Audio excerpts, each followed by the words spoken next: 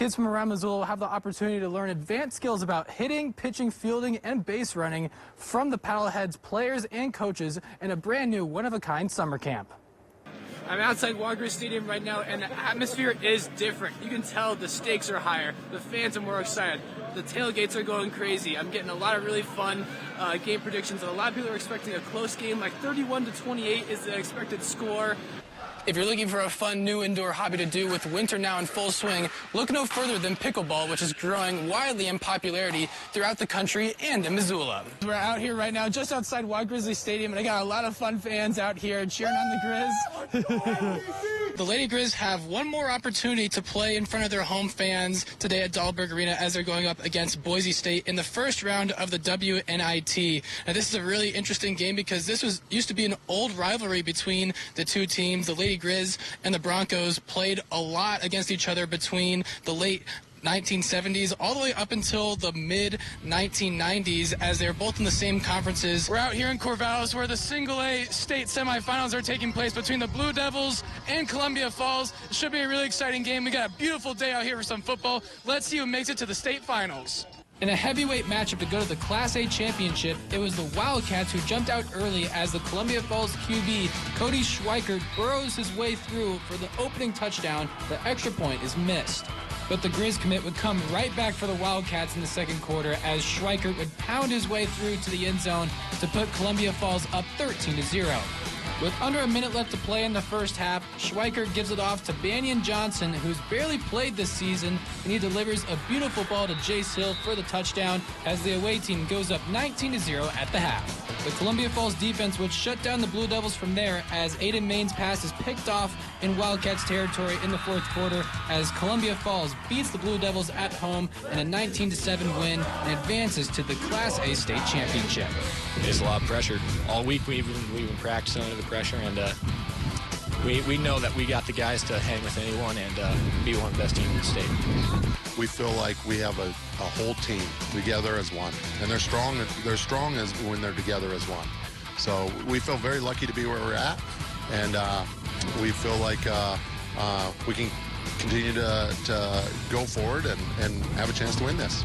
It was a winter wonderland here at the Big Sky Cross Country Conference meet where the best teams in the country got to square off today, and also some Montana natives got to show out for their home state.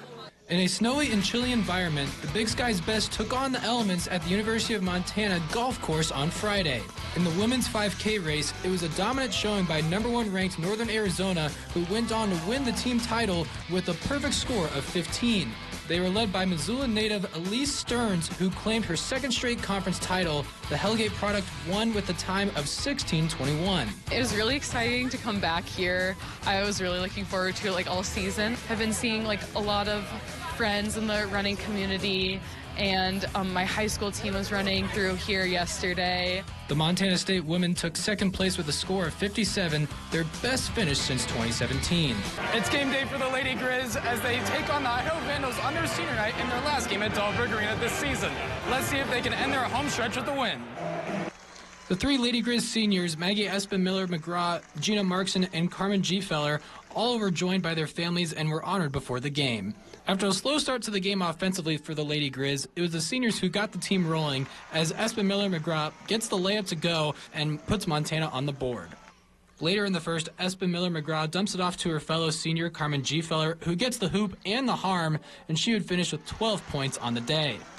The Lady Grizz led just 12-11 at the end of the first quarter, but they would find their offensive rhythm in the second quarter as Gina Markson knocks down the triple. Markson would finish the game with 10 points in the game, and Montana led 34-27 at the end of the first half.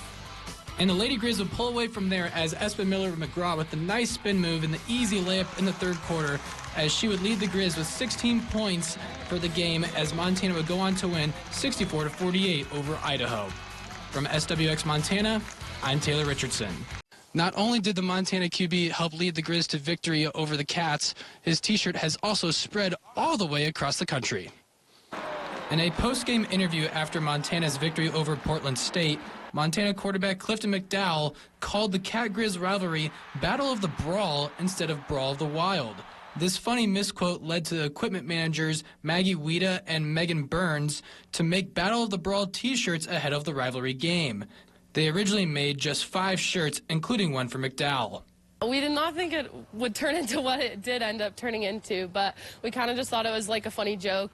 After McDowell led the Grizz to a 37-7 victory over the Cats, Clifton's phrase and the shirts gained a lot of interest throughout Grizz Nation, and the three decided to make more of the product and sell them to the public. The shirts went up for sale from November 20th to the 27th and sold nearly 200 Battle of the Brawl shirts all across the United States. We didn't expect to be that much. Not gonna lie, it was a lot. Just very grateful, thankful for everybody that bought a shirt. I think it just shows like Grizz Nation is truly everywhere, and like being someone who grew up in Missoula, like seeing that, being like sending packages to Maine and Vermont of shirts that were just kind of funny is cool to just see Grizz Nation always shows up, even when you least expect it. This was McDowell's first time taking advantage of the NIL opportunities college athletes have now, and the explosion of shirt sales is a prime example of how athletes can benefit from Grizz Nation that spreads coast to coast. The t-shirt orders in Missoula are being delivered over the next couple of days, and all of the orders outside of the Garden City will be completed by Saturday. Right now, it's undecided if any more Battle of the Brawl t-shirts will be made in the future. From Nonstop Local News, I'm Taylor Richardson. The Grizz fans cheered and showed their pride as their team played in the national championship. Go Grizz!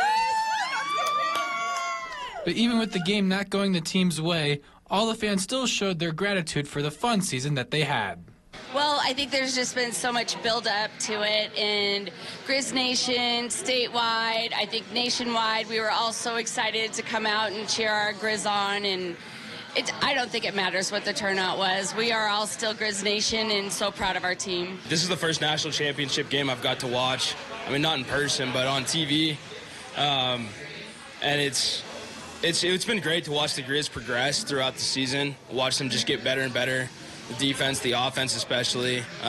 It's been really fun to watch. Oh, it's been awesome. I mean, you can't beat a national championship game. And just the history the Montana team has. And Blake is one of the bartenders at Mo Club and is one of the most passionate Grizz fans you'll meet in Missoula. He's gotten to know almost every player on the team and has enjoyed getting to watch them this season. having them be my friends and just getting to watch people just makes it extra special. And I mean, the whole town, the whole state of Montana is behind these guys, so it's been awesome. And even with the Grizz season coming up one game short, this is still one of the most memorable seasons in Grizz history.